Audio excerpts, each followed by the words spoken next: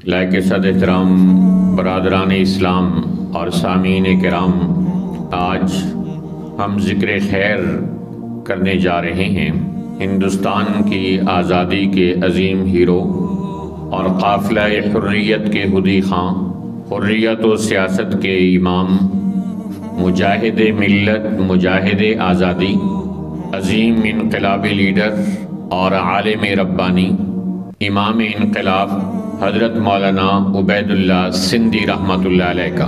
10 مارچ امام انقلاب حضرت مولانا عبید اللہ سندھی رحمۃ اللہ علیہ کی دنیا میں تشریف آوری کا دن ہے۔ ویسے 10 مارچ کو ہندوستان کی سرزمین پر ہزاروں نہیں شاید لاکھوں کروڑوں انسان پیدا ہوئے ہوں، لیکن وقت کی دھول میں سب گم ہو گئے۔ لیکن 10 مارچ کو ہندوستان اور پنجاب اور سیالکوٹ کی سرزمین پر ایک ایسے بچے نے آنکھ کھولی جس نے ہندوستان کی تاریخ کا دھارا بدل کے رکھ دیا، اور انگریز کی وہ حکومت جس میں سورج غروب نہیں ہوتا تھا اس کو چیلنج کیا، اور ہندوستان کی آزادی کے بڑے قائد شیخ الہند حضرت مولانا محمود حسن دیوبندی رحمۃ اللہ علیہ کے ایک عظیم جرنیل کے طور پر تحریک آزادی کی قیادت کی، اور انگریز کو ناکوں چنے چبوانے والی حیرت انگیز تحریک ریشمی رومال کو جنم دیا، اور مسلمانوں نے ہند کی انگریز سے آزادی کے لیے 25 سالہ طویل جلا وطنی برداشت کی۔ قومیں اپنے ہیروز کو یاد رکھتی ہیں۔ ایک ایسا شخص جس نے مجھے اور آپ کو اور ہماری سابقہ اور آئندہ آنے والی نسلوں کو انگریز کی غلامی سے آزادی دلانے کے لیے 25 سال جلا وطنی میں گزار دیے ہوں، ان کا تذکرہ نہ کرنا، ان کی خدمات سے متعارف نہ ہونا، یہ اپنے ہیروز کی ناقدر شناسی ہے۔ زندہ قومیں اپنے ہیروز کے تذکرے کرتی ہیں، اپنی آئندہ آنے والی نسلوں کو مجاہدین آزادی کے تذکرے سناتی ہیں۔ تو 10 مارچ سیالکوٹ پنجاب کی سرزمین پر ایک سکھ گھرانے میں اس بچے نے آنکھ کھولی، اور والد محترم پیدائش سے 6 ماہ پہلے فوت ہو چکے تھے، اور والدہ محترمہ اپنے ننیال آ گئی۔ تو سیالکوٹ کے اسکول کے اندر تعلیم حاصل کرنے والے اس سکھ نوجوان نے تحفۃ الہند نامی ایک کتاب کا مطالعہ کیا، جس کی وجہ سے اسلام کی عظمت ان کے دل میں گھر کر گئی، اور تیسری کلاس کے معصوم بچے نے 15 سال کی انتہائی کم عمر کے اندر اسلام قبول کر لیا، اور جب اسلام قبول کیا تو رشتہ داروں کی طرف سے سخت تکلیفوں کا سامنا کرنا پڑا۔ تو حضرت مولانا عبید اللہ سندھی رحمۃ اللہ علیہ وہاں سے نکلے، اور تحفۃ الہند نامی کتاب کے مصنف کا نام بھی عبید اللہ تھا، تو انہوں نے ان کے نام پر اپنا نام عبید اللہ رکھا، اور وہاں سے ہجرت کر کے سیالکوٹ سے پنجاب کے ایک اور شہر میں آ پہنچے۔ وہاں بھی رشتہ داروں کے تعاقب کا خوف لاحق ہوا، تو پنجاب کی سرزمین سے قسمت ان کو سندھ کی سرزمین پر لے کر گئی۔ اور ہمارا تو ایمان ہے کہ ایک پتا بھی اللہ کی اجازت کے بغیر زمین پر نہیں گر سکتا۔ تو اللہ رب العزت حضرت مولانا عبید اللہ سندھی رحمۃ اللہ علیہ کو سندھ کی سرزمین پر لے جا کر وہاں کے عظیم روحانی پیشوا اور تاجدار ولایت زبدۃ العارفین حضرت حافظ محمد صدیق صاحب بھرچونڈی شریف سے تعلق رکھتے تھے، ان کی خدمت میں ان کو قسمت لے کر پہنچ گئی۔ حضرت حافظ محمد صدیق صاحب انہوں نے فرمایا کہ اس نے اللہ کے لیے اپنے ماں باپ کو چھوڑا ہے، اور ہم اس کے لیے اب ماں باپ کی حیثیت رکھتے ہیں۔ اور حضرت نے وہاں ان کے ہاتھ پر بیعت کر لی،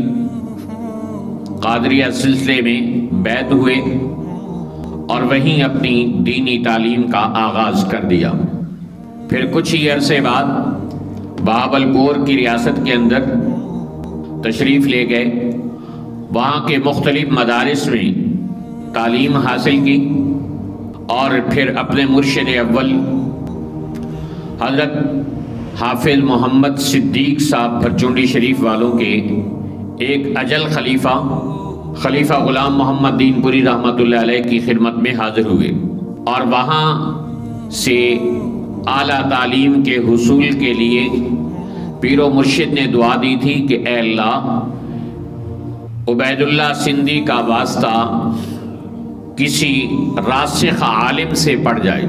کلندر ہرچے گوید دیدہ گوید۔ تو مرشد کی یہ دعا ان کے لیے نعمت غیر مترقبہ ثابت ہوئی، اور دارالعلوم دیوبند میں پہنچ کر اللہ تعالیٰ نے ان کو حضرت شیخ الہند رحمۃ اللہ علیہ کے قدموں میں پہنچا دیا۔ حضرت شیخ الہند مولانا محمود حسن دیوبندی رحمۃ اللہ علیہ اس وقت ہندوستان کے سب سے بڑے عالم تھے، تو مرشد کی دعا کے صدقے حضرت ہندوستان کے سب سے بڑے عالم کی خدمت میں جا پہنچے۔ خلیفہ غلام محمد دین پوری رحمۃ اللہ علیہ کی تلقین کے بعد جب دیوبند پہنچے تو وہاں دین کی تعلیم حاصل کرتے رہے، اور ادھر حضرت شیخ الہند سے تعلیم حاصل کی، اور ادھر وقت کے امام ابو حنیفہ حضرت مولانا رشید احمد گنگوہی رحمۃ اللہ علیہ سے علم حاصل کرتے رہے اور حدیث کا سبق پڑھتے رہے۔ آپ اندازہ کریں، اپنے زمانے کے چوٹی کے دو علماء کرام کے سامنے زانوئے تلمذ دراز کرنا کسی شرف اور اعزاز سے کم نہیں تھا۔ قدرت سیالکوٹ کے ایک فرزند کو اٹھا کر حافظ محمد صدیق صاحب بھرچونڈی شریف والے کے قدموں میں سندھ لے کر گئی، اور پھر ان کے خلیفہ اجل حضرت خلیفہ غلام محمد دین پوری رحمۃ اللہ علیہ کی دعاؤں کے صدقے وہ دارالعلوم دیوبند میں پہنچے، اور شیخ الہند مولانا محمود حسن رحمۃ اللہ علیہ اور گنگو میں حضرت مولانا رشید احمد گنگوہی رحمۃ اللہ علیہ سے حدیث کا علم حاصل کیا، اور فرمایا کرتے تھے کہ قرآن، حدیث اور فقہ میرے علمی راہبر ہیں، اور میں نے ان تینوں علوم کو حضرت شیخ الہند رحمۃ اللہ علیہ اور حضرت مولانا رشید احمد گنگوہی رحمۃ اللہ علیہ سے حاصل کیا ہے۔ تو یہ کتنا بڑا اعزاز تھا جو اللہ نے ان کو نصیب کیا۔ تو عالم اسلام کی عظیم دینی درسگاہ اور ہندوستان میں مسلمانوں کے ایمان کا محافظ مورچہ ازہر الہند دارالعلوم دیوبند میں مولانا عبید اللہ سندھی رحمۃ اللہ علیہ نے اپنی تعلیم مکمل کی، اور پھر حضرت شیخ الہند کی فکر کے سپاہی بن کر واپس اپنے مرشد حضرت حافظ محمد صدیق صاحب بھرچونڈی شریف والوں کی خدمت کے لیے روانہ ہوئے۔ دیوبند سے سندھ کے سفر کے دوران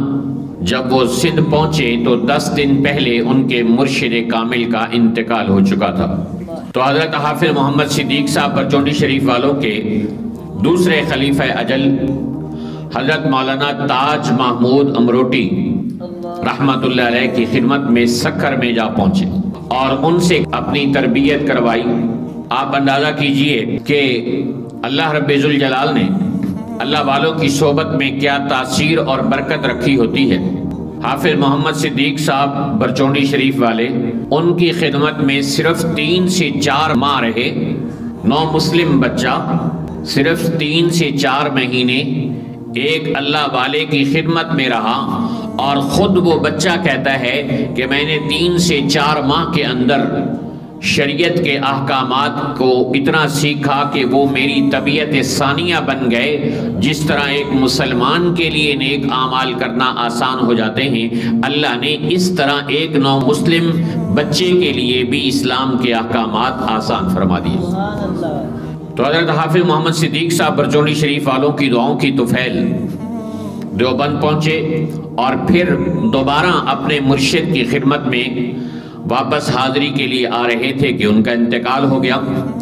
تو پھر اپنے مرشد ہی کے خلیفہ اجل مولانا تاج محمود امروٹی، جو خود جہاد آزادی کے بہت بڑے مجاہد بنے، ان کی خدمت میں رہے، اور پھر وہاں سے دوبارہ دارالعلوم دیوبند اپنے استاذ محترم حضرت شیخ الہند رحمۃ اللہ علیہ کی خدمت میں حاضر ہوئے، اور حضرت شیخ الہند رحمۃ اللہ علیہ نے ان کی مزید تربیت کی اور ان کو جہاد آزادی کا عظیم مجاہد بنانے کے لیے، جذبہ حریت کوٹ کوٹ کر بھرنے کے لیے، اور ایک عظیم انقلابی لیڈر بنانے کے لیے حضرت مولانا عبید اللہ سندھی رحمۃ اللہ علیہ پر بہت محنت کی۔ آپ اندازہ کریں کہ وہ جو اردو میں کہا جاتا ہے ہونہار بروا کے چکنے چکنے پات، جس بچے نے مستقبل میں کچھ بن کے دکھانا ہو، اس کی اٹھان بتاتی ہے کہ یہ کچھ بن کر دکھائے گا۔ تو مولانا عبید اللہ سندھی رحمۃ اللہ علیہ جب دیوبند پہنچے تو وہاں ان کے ایک استاد محترم نے کہا کہ اگر اس بچے کو درس و تدریس کا موقع ملا تو یہ شاہ عبدالعزیز ثانی بنے گا۔ تو حضرت شیخ الہند رحمۃ اللہ علیہ نے فوراً ہیرے کو پہچان لیا کہ قدر زر زرگر میں دانت و قدر جوہر جوہری، جوہر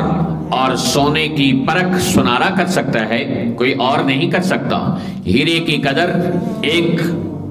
ہیرے کو پہچاننے والا کر سکتا ہے، کوئی اور نہیں کر سکتا۔ تو شیخ الہند کے نور بصیرت نے دیکھ لیا کہ عبید اللہ سندھی جو آج دارالعلوم دیوبند کا ایک طالب علم بن کر داخل ہو رہا ہے، اس کے اندر ایک عظیم آزادی کا مجاہد چھپا ہے، اس کے اندر ایک عظیم انقلابی لیڈر چھپا ہے۔ چنانچہ حضرت شیخ الہند نے پہلے دن سے ان پر نظر رکھی اور ان کی تعلیم و تربیت پر بھرپور توجہ دی اور مختلف تربیتی مراحل سے ان کو گزارا۔ خود مولانا عبید اللہ سندھی رحمۃ اللہ علیہ فرماتے ہیں کہ حضرت شیخ الہند نے مجھے 4 تربیتی مراحل سے گزارا، اور جب ان تمام تربیتی مراحل سے میں گزر گیا تو مجھے حضرت شیخ الہند رحمۃ اللہ علیہ نے فرمایا تم ہندوستان کی آزادی کے لیے افغانستان ہجرت کر جاؤ۔ کہتے میں حیران ہوا، مجھے کوئی منصوبہ اور پلان نہیں دیا گیا کہ میں نے افغانستان میں جا کر ہندوستان کی آزادی کے لیے کیا کرنا ہے، کن کو ملنا ہے، کیا کردار ادا کرنا ہے، کیا میری ذمہ داریاں ہوں گی، کیا خدمات ہوں گی، کون لوگ مجھے ریسیو کریں گے، کون میرے دست و بازو بنیں گے، کون میرے رفقائے کرام بنیں گے، کچھ پتہ نہیں تھا۔ لیکن حضرت شیخ الہند رحمۃ اللہ علیہ کا ناقابل تنسیخ حکم ملا تو میں روانہ ہو گیا، اور روانہ ہونے کے بعد بھی دیکھیے کیسی حکمت کہ انگریز کو چکمہ دینے کے لیے اس کی انٹیلیجنس بھی پھیلی ہوئی ہے، وہ بھی نظر رکھے ہوئے ہے کہ شیخ الہند کا یہ عظیم ہیرا اور عظیم انقلابی لیڈر کہاں کہاں جاتا ہے، کن کن کو ملتا ہے اور کیا سرگرمیاں سر انجام دیتا ہے۔ تو انٹیلیجنس نے ان کی سرگرمیوں پر نظر رکھی ہوئی تھی، تو حضرت شیخ الہند رحمۃ اللہ علیہ نے ان کو پہلے اپنے مرشد کے پاس بھیجا، جاؤ سندھ چلے جاؤ۔ سندھ آئے اور درس و تدریس میں مصروف ہو گئے۔ تو انگریز کی انٹیلیجنس نے دیکھا کہ 1 مہینہ گزرا، 2 مہینے گزرے، 3 مہینے گزرے، 4 مہینے گزرے، اور بندہ بس درس و تدریس میں لگ گیا ہے۔ اور جبکہ مولانا عبید اللہ سندھی رحمۃ اللہ علیہ اپنے استاد محترم کی تشکیل کابل جانے کے لیے ساری پلاننگ خفیہ طور پر کر رہے تھے، کس راستے سے جایا جائے گا، کتنے دنوں میں ہم پہنچیں گے، کیسے ہم جائیں گے کہ انٹیلیجنس ہمیں پکڑ نہ سکے۔ وہ 4 مہینے میں بظاہر درس و تدریس کرتے رہے اور اندر کھاتے پلاننگ کرتے رہے۔ بالآخر ان کی پلاننگ کامیاب ہوئی اور وہ خیر و عافیت کے ساتھ انگریز کی تمام انٹیلیجنس کو چکمہ دے کر کابل میں افغانستان میں پہنچنے میں کامیاب ہو گئے۔ یہ خود ایک ذہین اور فتین ہونے کی نشانی ہے اور جرت مند اور بہادر انسان کی علامت ہے کہ حضرت مولانا عبید اللہ سندھی کے اندر ایک عظیم پلانر موجود تھا، ایک عظیم لیڈر موجود تھا، ایک عظیم مجاہد موجود تھا، ایک عظیم جرت مند انسان موجود تھا کہ جس نے یہ ساری جرت اور استقلال اور تدبر اور فراست کے ساتھ سفر کو ترتیب دیا، اس انداز سے سفر کو ترتیب دیا کہ افغانستان پہنچنے کے بعد انگریز کی انٹیلیجنس کو خبر ہوئی کہ شکار تو ہمارے ہاتھ سے نکل گیا۔ ان سب کی آنکھوں میں دھول جھونک کر وَمَا رَمَيْتَ إِذْ رَمَيْتَ وَلَكِنَّ اللَّهَ رَمَا کا مصداق بن کر حضرت مولانا عبید اللہ سندھی رحمۃ اللہ علیہ افغانستان میں پہنچے، اور افغانستان میں بھی ہندوستان کی آزادی کے منصوبے بناتے رہے۔ اور مولانا عبید اللہ سندھی کے جانے سے پہلے انگریز ہندوستان پر قابض ہو چکا تھا، اور امیر حبیب اللہ خان ایک کٹ پتلی حکمران کے طور پر قائم تھا۔ مولانا عبید اللہ سندھی رحمۃ اللہ علیہ نے انگریز سے افغانستان کو آزاد کرانے کے لیے بھی تحریک چلائی، اور بغیر کسی لمبی چوڑی مزاحمت کے مولانا عبید اللہ سندھی کے دیے ہوئے فارمولے کو افغانستان کے حکمرانوں نے استعمال کیا، اور اللہ تعالیٰ نے افغانستان کو انگریز کی غلامی سے آزادی عطا فرما دی۔ یوں کہیے کہ اس وقت جو آزاد افغانستان موجود ہے، اس کے بانی حضرت مولانا عبید اللہ سندھی رحمۃ اللہ علیہ۔ چٹائی سے اٹھنے والا ایک نوجوان ایک طرف برطانیہ جیسے عظیم امپائر کو شکست دینے کے لیے منصوبہ بندی کرتا ہے، اور دوسری طرف ایسی خاموشی کے ساتھ وہ افغانستان کی آزادی کی تحریک چلاتا ہے کہ افغانستان انگریز کے استبدادانہ پنجوں سے آزاد ہو جاتا ہے۔ تو گویا ہندوستان اور پاکستان اور افغانستان ان تینوں کی آزادی میں عظیم انقلابی لیڈر اور امام انقلاب حضرت مولانا عبید اللہ سندھی رحمۃ اللہ علیہ کی پلاننگ، منصوبہ بندیاں اور قربانیاں شامل ہیں۔ وہ لوگ جنہوں نے خون دے کر پھولوں کو رنگت بخشی ہے، دو چار سے دنیا واقف ہے، گمنام نہ جانے کتنے ہیں۔ تو مولانا عبید اللہ سندھی رحمۃ اللہ علیہ مدرسے کی چٹائی سے اٹھ کر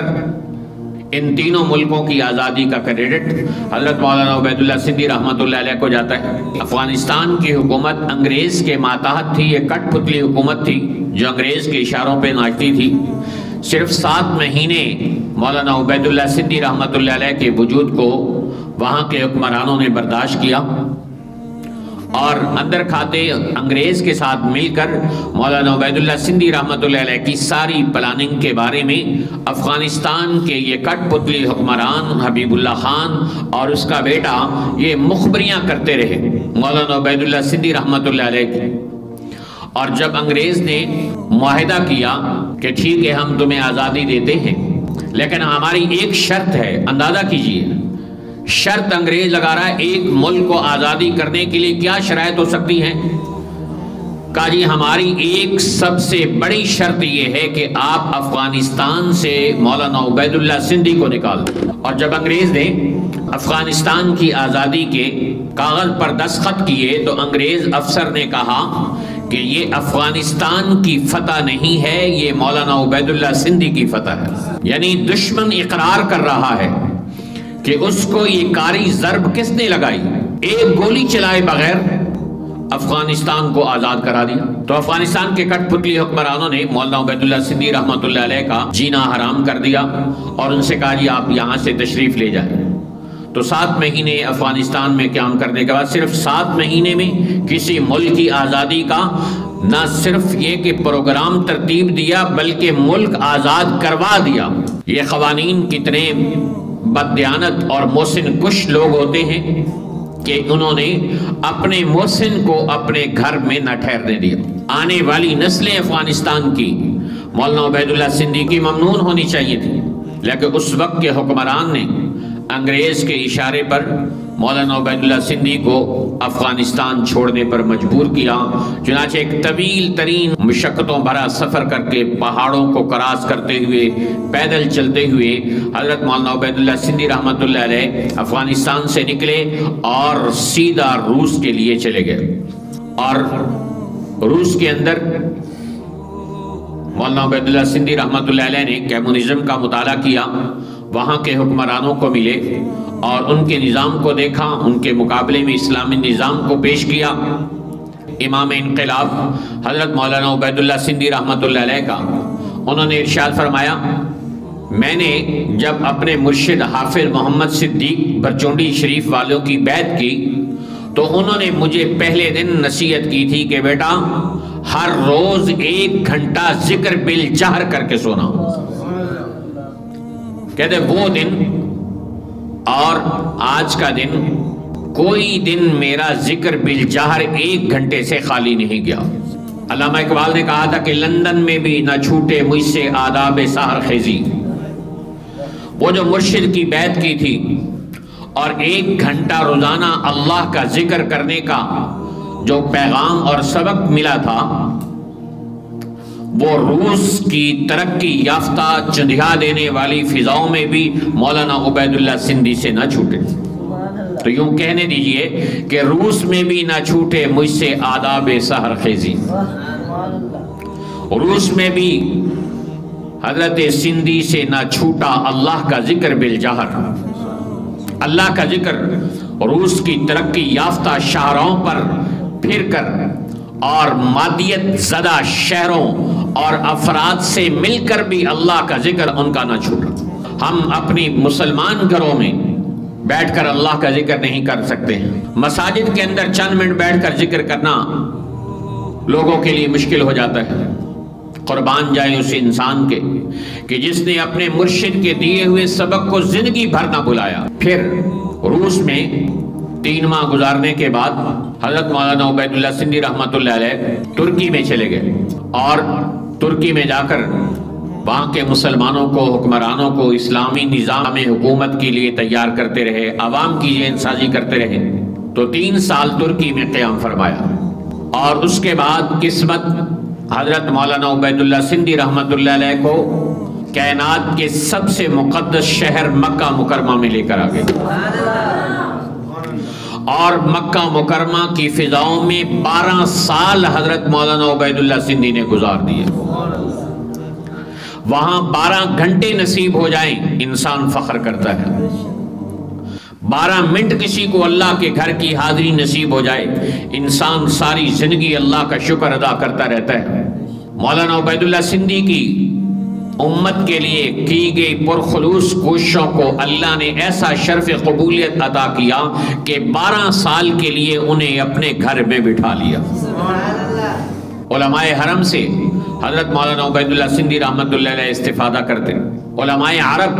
مولانا عبیداللہ سندھی رحمۃ اللہ علیہ کے روشن افکار سے مستنیر ہوتے۔ سلسلہ قادریہ کے عظیم بزرگ حضرت مولانا احمد علی لاہوری رحمۃ اللہ علیہ کے خلیفہ اجل حضرت مولانا قاضی زاہد الحسینی رحمۃ اللہ علیہ فرماتے ہیں کہ میں نے مولانا عبیداللہ سندھی رحمۃ اللہ علیہ کو خانہ کعبہ کے اندر دیکھا کہ جب وہ طواف سے فارغ ہو جاتے تو ایک جگہ بیٹھ جاتے اور خانہ کعبہ کا دیدار کرتے رہتے، کسی کو اپنے پاس نہیں بیٹھنے دیتے تھے۔ کوئی جاتا تو کہتے یہاں کیا کرنے آئے ہو؟ مجھے دیکھنے آئے ہو؟ خانہ کعبہ کو کیوں نہیں دیکھتے ہو؟ خانہ کعبہ کو ایک نظر دیکھنے پر 6000 نیکیوں کا ثواب ملتا ہے۔ مجھے نہ دیکھو، خانہ کعبہ کو دیکھو۔ قاسم العلوم والخیرات بانی دارالعلوم دیوبند حضرت مولانا قاسم نانوتوی رحمۃ اللہ علیہ کا بھی یہی معمول مبارک تھا، طواف سے فارغ ہو کر بیٹھ جاتے اور اللہ کے گھر کا دیدار جی بھر کر کرتے رہتے تھے۔ تو مولانا عبیداللہ سندھی رحمۃ اللہ علیہ نے دل ڈھونڈتا ہے پھر وہی فرصت کے رات دن بیٹھے رہیں تصور جانا کیے ہوئے، کا تصور جانا کیے ہوئے نہیں، سامنے اللہ کا گھر موجود ہے اور لوگ تو خانہ کعبہ دیکھ رہے اور ایک عالم ربانی حضرت مولانا عبیداللہ سندھی رحمۃ اللہ علیہ پھر اس خانہ کعبہ کے اندر خانہ کعبہ کے مالک کو بھی دیکھ رہے تھے، خانہ کعبہ کے اوپر انوارات و تجلیات دیکھ رہے تھے۔ صرف آسمان سے بارش برسی تو لوگ ویڈیوز بناتے ہیں کہ جی آج کیا منظر ہے، آسمان سے رحمت اتر رہی ہے۔ ارے خدا کے بندو، اللہ نے تمہیں مولانا عبیداللہ سندھی جیسے اولیاء اور علماء جیسی آنکھیں دی ہوں تو تمہیں پتہ چلے کہ بارش کے علاوہ بھی اللہ کی رحمتیں ہر وقت خانہ کعبہ پر کروڑوں کی تعداد میں برستی رہتی ہیں، لیکن اس کے لیے آنکھیں چاہیے۔ دل کی آنکھیں جو اللہ نے مولانا عبید اللہ سندھی رحمۃ اللہ علیہ کی کھولی ہوئی تھی، تو وہ خانہ کعبہ پر اترنے والے انوارات و تجلیات کو دیکھتے تھے۔ اللہ تعالیٰ نے موسیٰ علیہ السلام کو فرمایا کہ تم مجھے نہیں دیکھ سکتے ہو، انظر الی الجبل، پہاڑ کو دیکھ لو۔ تو پہاڑ پر تجلی پڑی، پہاڑ تو ریزہ ریزہ ہو گیا، تو پہاڑ ریزہ ریزہ ہو گیا، لیکن خانہ کعبہ پر اللہ کی تجلیات پڑ رہی ہیں اور وہ ریزہ ریزہ نہیں ہوتا ہے۔ تو حضرت مولانا عبید اللہ سندھی رحمۃ اللہ علیہ کو 12 سال اللہ نے حرم شریف کے اندر بٹھا کر ان کی زندگی بھر کی قربانیوں کی قبولیت پر مہر تصدیق لگا دی۔ اپنے وطن سے دور، اپنی ملت کے لیے مارے مارے پھرنے والے، امت کے غم میں ملکوں در بدر ہو کے جلا وطنی کی زندگی بسر کرنے والے مولانا عبید اللہ سندھی رحمۃ اللہ علیہ کی قربانیوں کو اللہ نے قبول کر کے 12 سال ان کو حرم شریف میں بیٹھنے کی، نمازیں پڑھنے کی سعادت عطا فرمائی۔ وہ حرم شریف جس کی ایک نماز 1,00,000 نماز کے برابر اجر و ثواب رکھتی، جہاں سوختہ سامان جاتے ہیں اور اپنے نصیبے جگا کے آتے ہیں، جہاں بد نصیب جاتے ہیں اور اپنے بھاگ جگا کے آتے ہیں، جہاں فاسق و فاجر جاتے ہیں اور متقی و پرہیزگار بن کے واپس آتے ہیں، جہاں گناہگار جاتے ہیں اور اللہ کے تابعدار بن کے واپس آتے ہیں۔ تو بتائیے، حج کے چند دنوں کے لیے جانے والے تو بدل کر آ جائیں، عمرے کے موقع پر چند دن خانہ کعبہ کی مقدس فضاؤں میں رہنے والوں کی تو زندگیاں بدل جائیں، اللہ کی محبت کے جام پی کے آ جائیں، سنت رسول کی عظمت و محبت دل میں بٹھا کے آ جائیں۔ تو جس عظیم انسان کو اللہ نے 1 سال نہیں، 1 ماہ نہیں، 1 ہفتہ نہیں، 1 دن نہیں، بلکہ 12 سال حرم شریف کی مقدس فضاؤں میں بیٹھنا، نمازیں ادا کرنا اور طواف کرنا نصیب کیا ہو، بتائیے اس انسان نے کتنے انوارات و تجلیات کو اپنی ذات میں جذب کیا ہوگا،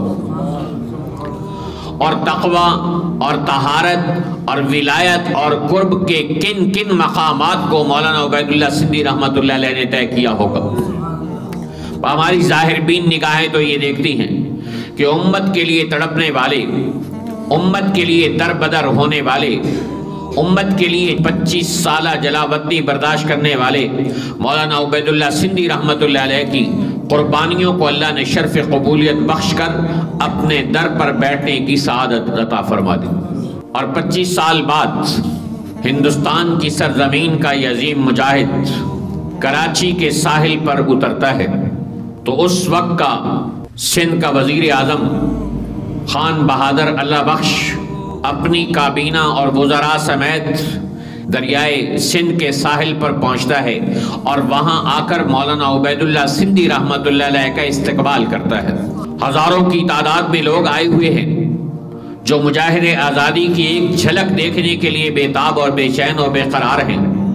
تو مولانا عبید اللہ سندھی رحمۃ اللہ علیہ اس حال میں 25 سال جلاوطنی کی زندگی گزار کے آئے کہ جب کراچی کی سرزمین پر اترے تو پورا کراچی اور یوں کہیے کہ ہندوستان ان کے لیے چشم برا ہو چکا تھا۔ گویا لوگ دل سے کہہ رہے تھے کہ اے باد صبا ذرا یہ تو بتا، مہمان جو آنے والے ہیں کلیاں نہ بچھانا راہوں پر، ہم پل کے بچھانے والے ہیں۔ تو کراچی اور سندھ کے مسلمانوں نے حضرت مولانا عبید اللہ سندھی رحمۃ اللہ علیہ کا استقبال کر کے ان کی قلب و روح کو ٹھنڈک پہنچائی اور اپنے ایک عظیم بطل حریت کی قدر شناسی کا حق ادا کر دیا۔ اور وہاں سے حضرت مولانا عبید اللہ سندھی رحمۃ اللہ علیہ دہلی پہنچے۔ حضرت مولانا سعید اکبر آبادی رحمۃ اللہ علیہ ایم.اے فرماتے ہیں کہ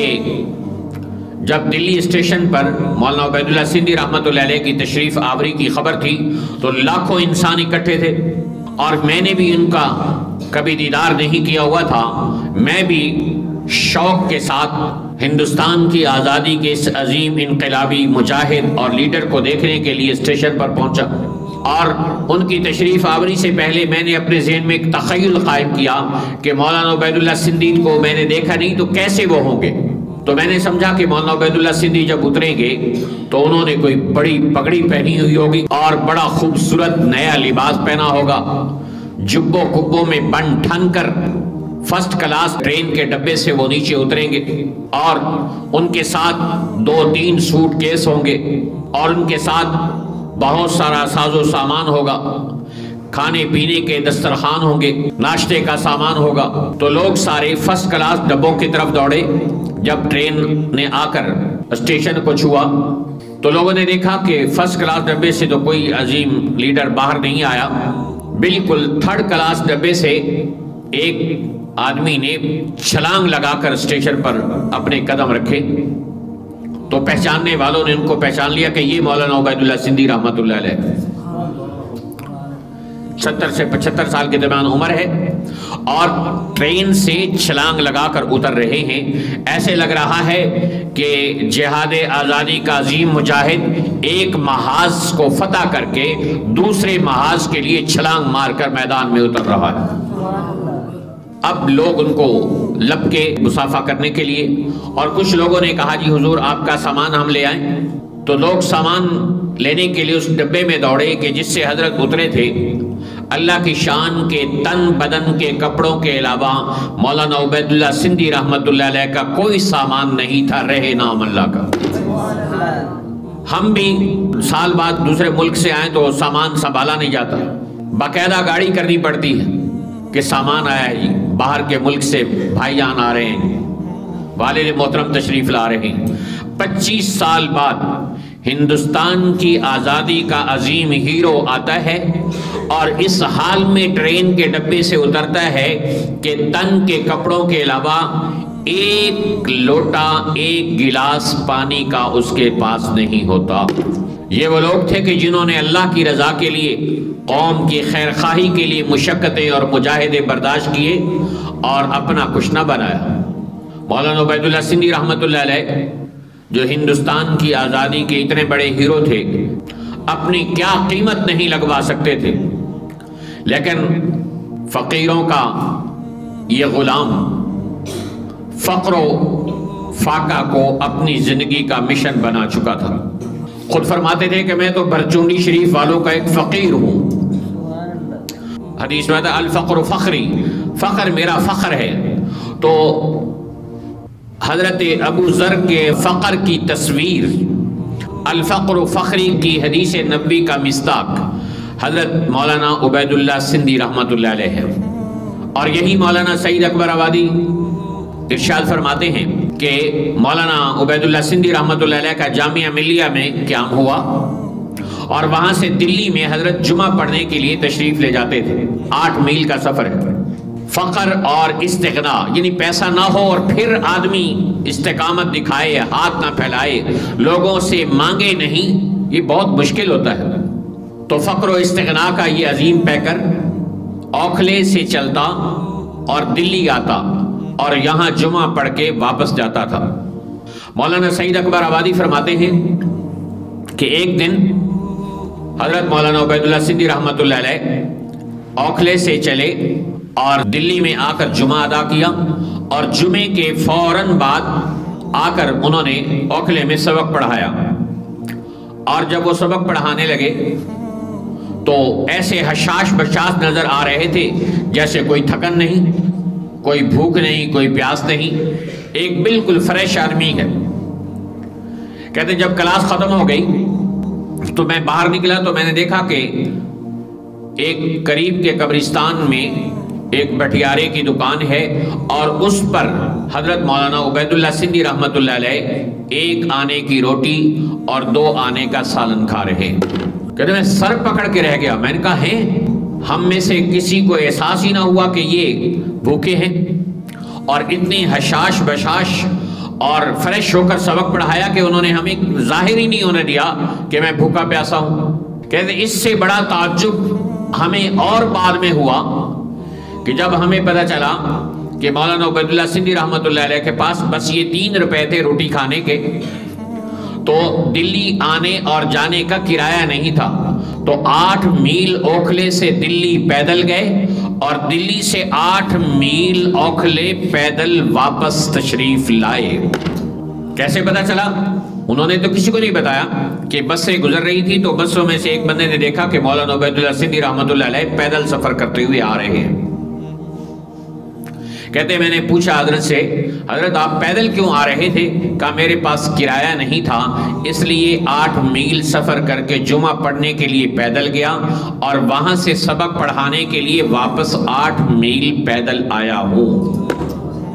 3 روپے تھے، دلی کا کرایہ وہ آنے جانے کا بنتا نہیں تھا، وہ میں نے روٹی کے لیے بچا کے رکھ لی اور ان سے اب روٹی کھا لی۔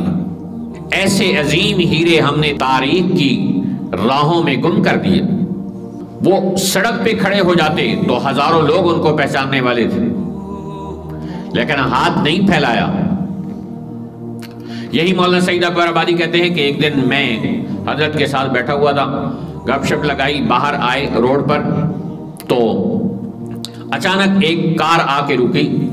اور اس میں سے کراچی کے بہت بڑے سیٹھ، دلی کے رہائشی سیٹھ عبداللہ ہارون نکلے، جو حضرت شیخ الہند رحمۃ اللہ علیہ کے قافلے کے سپاہی تھے۔ تو کار آ کے رکی، اس زمانے میں کار کو موٹر بولتے تھے، موٹر آ کے رکی اور اس میں سے سیٹھ عبداللہ ہارون باہر نکلے اور انہوں نے مولانا عبیداللہ سندھی کو گلے لگایا، کہا مولانا کراچی چلیں گے؟ میں نے کہا خیر ہے، کہا مجھے کوئی بہت ضروری کام ہے، میں نے کراچی جانا ہے، تو آپ کو بھی ساتھ لے کے جانا ہے۔ کہا کب جانا ہے؟ کہا ابھی۔ تو مولانا سعید اکبر آبادی کہتے ہیں کہ حضرت نے 1 منٹ سے پہلے دروازہ کھولا اور کود کر اندر بیٹھ گئے۔ میں حیران پریشان کہ نہ واپس آئے، نہ کمرے سے کچھ اٹھایا، نہ لیا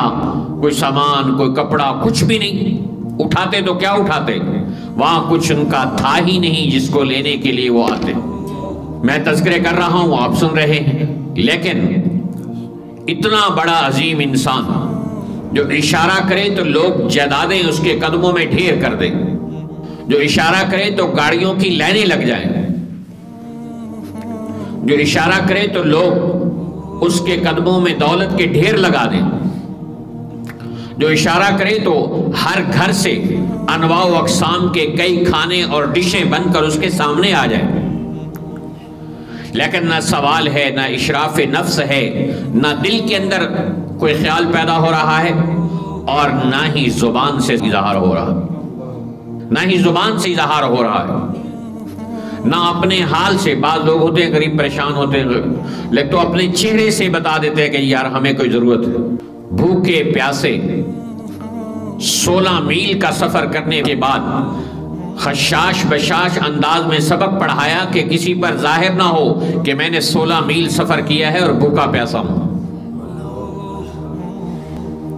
اور پیدل صرف سفر اس لیے کیا کہ کرایہ نہیں تھا۔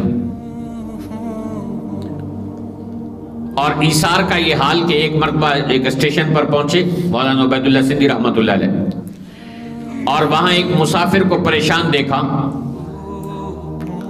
کہا بیٹا کیوں پریشان ہو؟ کہا حضرت جانا تھا فلاں جگہ پر، لیکن میری جیب میں کرایہ نہیں ہے۔ تو حضرت کی جیب میں اپنا جو کرایہ تھا وہ اس کو دے دیا، کہا یہ لے لو، تم ٹکٹ لے لو۔ اس سے سمجھا کسی بزرگ نے مدد کی ہے، چلا گیا۔ اور حضرت نے پھر کئی میل وہ سفر پیدل کیا، کیونکہ اپنا کرایہ وہ اس کو دے چکے تھے۔ استغنا اور فقر کے ایسے پیکر کوئی کہاں سے لائے گا؟ اللہ تعالیٰ اولیاء اللہ پر آزمائشیں لاتا ہے، شروع میں فقر و فقہ، آفات، بلیات، آزمائشیں آتی، اور بعد میں فتوحات و انعامات کے دروازے کھلتے ہیں۔ ہمارے مرشد پاک حضرت سید نفیس الحسینی شاہ صاحب رحمۃ اللہ علیہ فرمایا کرتے تھے، لوگ بزرگوں کے بعد کے زمانے کو دیکھتے ہیں کہ گاڑیاں آ گئی، لوگ کھانے لے کر آتے ہیں، لاکھوں روپے کے ہدیے بزرگوں کی خدمت میں پیش کرتے ہیں، لوگ کہتے ہیں بڑی شان ہے معاشرت پر، یہ بزرگ بنے بیٹھے ہیں اور کھانے کی کمی، نہ پینے کی کمی، نہ پہننے کی کمی، نہ پیسوں کی کمی۔ کہ اس سے پہلے جو بزرگوں نے قربانیاں دی ہوتی ہیں، مجاہدے کیے ہوتے ہیں، لوگ ان کو نہیں دیکھتے۔ لوگ پھل کو دیکھتے ہیں، اور درخت نے جو قربانی دی ہے، جو دھوپ برداشت کرتا رہا وہ سالہ سال، جو اپنی جڑیں اس نے زمین میں گھسیڑ دی، جو اپنے آپ کو اس نے مٹا دیا، جو اپنے آپ کو سورج کی گرمیوں میں اس نے جلا دیا، اس کو وہ کوئی نہیں دیکھتا، اور درخت کے پھل ہر کوئی دیکھتا ہے۔ مولانا عبید اللہ سندھی رحمۃ اللہ علیہ جب مکہ مکرمہ میں تھے تو مکہ مکرمہ میں بھی فقر و فاقہ کے دن آئے، بعض اوقات 3 دن کچھ کھانے کو نہیں ملتا تھا۔ ان کے ایک رفیق سفر بتاتے ہیں کہ عید الفطر کا دن تھا اور ہمارے پاس کھانے کو کچھ نہیں تھا، اور یہ تیسرا دن تھا جب عید آئی اور ہمارے پاس کھانے کو کچھ نہیں تھا۔ مولانا عبید اللہ سندھی رحمۃ اللہ علیہ نے مجھے فرمایا کہ میں خانہ کعبہ جاتا ہوں، اللہ سے مانگتا ہوں، اللہ تو ہمارے حال سے غافل نہیں ہے، وہ ہمیں ضرور کھلائے گا،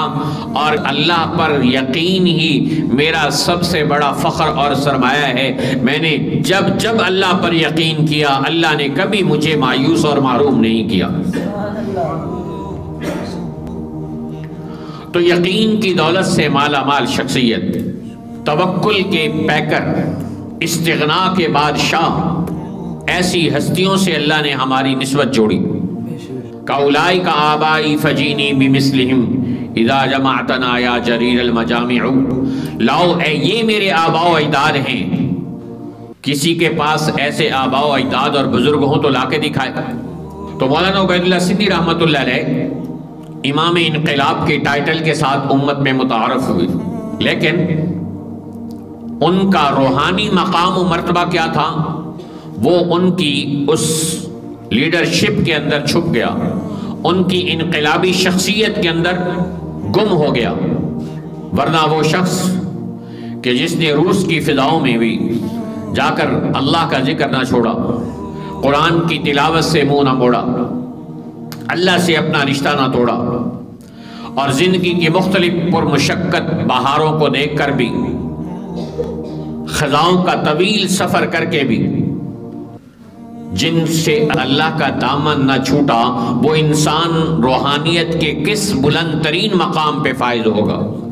مفتی عتیق الرحمن عثمانی رحمۃ اللہ علیہ کہتے ہیں کہ میں نے ایک دن مولانا عبید اللہ سندھی رحمۃ اللہ علیہ سے پوچھا، حضرت آپ پر عیش و عشرت کے دن بھی کبھی آئے ہوں گے اور آپ نے کبھی نوکر بھی رکھا ہے؟ تو حضرت غصے میں آ گئے، کہنے لگے کیا کہہ رہے ہو؟ کیا کوئی انسان بھی کسی انسان کا نوکر ہو سکتا ہے؟ ہاں، رفقائے سفر ہمارے ساتھ ہوتے تھے، وہ ہماری خدمت کرتے تھے اور ہم اپنے رفقائے سفر کی خدمت کرتے تھے۔ کیسی عظیم سوچ ہے کہ کیا کوئی انسان بھی کسی انسان کا نوکر ہو سکتا ہے؟ ہاں، خدمت ہے، ایک دوسرے کی ہمدردی اور مدد ہے، سو وہ کر لینا، لیکن کسی کو نوکر سمجھنا یہ کون سی انسانیت ہے؟ یہی مفتی عتیق الرحمن عثمانی رحمۃ اللہ علیہ کہتے ہیں کہ میں نے حضرت مولانا عبید اللہ سندھی رحمۃ اللہ علیہ سے پوچھا کہ حضرت 30 سالہ جلا وطنی میں سکون کی کتنی نیند سوئے آپ؟ سنیے، جس انسان کی قربانیوں اور منصوبہ بندیوں کے صدقے آج ہم آزاد فضاؤں میں سانس لے رہے ہیں، وہ کہہ رہے ہیں کہ مجھے 30 سال میں ایک رات بھی سکون کی نیند نہیں آئی۔ میری پہلی سکون کی رات وہ تھی جب میں ہندوستان کی سرزمین پر میں نے واپس قدم رکھا، اس رات پہلی رات میں سکون سے سویا۔ جنہوں نے ہماری خاطر، ہماری آئندہ آنے والی مسلمانوں کی نسلوں کی آزادی کی خاطر اپنی 30 سال کی راحت اور 30 سال کا رات کا آرام قربان کر دیا، ان کی آج ہمیں قدر اور پہچان ہی کوئی نہیں۔ قاضی زاہد الحسینی رحمۃ اللہ علیہ فرماتے ہیں کہ میں نے ان سے عرض کیا حضرت مجھے کوئی نصیحت فرمائیے، تو حضرت نے نصیحت کرتے ہوئے ارشاد فرمایا اللہ کے قرآن کی تلاوت کبھی نہ چھوڑنا، چاہے ایک صفحہ کی تلاوت کا بھی موقع نصیب ہو جائے۔ روزانہ اللہ کے قرآن کی تلاوت کرنا۔ تو جو امت کو روزانہ اللہ کے قرآن کی تلاوت کی تلقین کر رہا ہے کیا خیال ہے کہ وہ خود روزانہ اللہ کے قرآن کی تلاوت نہیں کرتا ہوگا؟ تو مولانا عبید اللہ سندھی رحمۃ اللہ علیہ کا تذکرہ جو آج ہماری بزموں سے غائب ہوا، اس کے بہت سارے اسباب ہیں۔ اپنوں کی کرم فرمائیوں کے ساتھ ساتھ غیروں کی عیاریاں بھی اس میں شامل ہیں۔ انگریز نے جب دیکھا کہ ایک انقلابی مسلمان، ایک عالم ربانی اٹھا اور اس نے ہندوستان، افغانستان، پاکستان کی آزادی کی روح پھونک دی، منصوبہ بندی کی، اور 3 ملک اس کی جد و جہد کی وجہ سے آزاد ہو گئے، ایسا انقلابی اگر لیڈر بن کر، ہیرو بن کر مسلمانوں میں زندہ رہا تو کل کو پھر کوئی عبید اللہ سندھی پیدا ہوگا جو ہماری ناک میں دم کرے گا اور جو مسلمانوں کو سبق دے گا کہ انگریز اور کافر کی غلامی میں مسلمان زندگی بسر نہیں کر سکتے۔ تم عبید اللہ سندھی کے ماننے والے ہو، وہ ہمیں سبق پڑھا کر گئے کہ مسلمان انگریز کی اور کافر کی غلامی میں زندگی بسر نہیں کر سکتا، تو کوئی اور عبید اللہ سندھی نہ پیدا ہو جائے۔ عبید اللہ سندھی ایک فکر اور نظریہ بن کر، ایک ہیرو بن کر مسلمانوں میں زندہ نہ رہے۔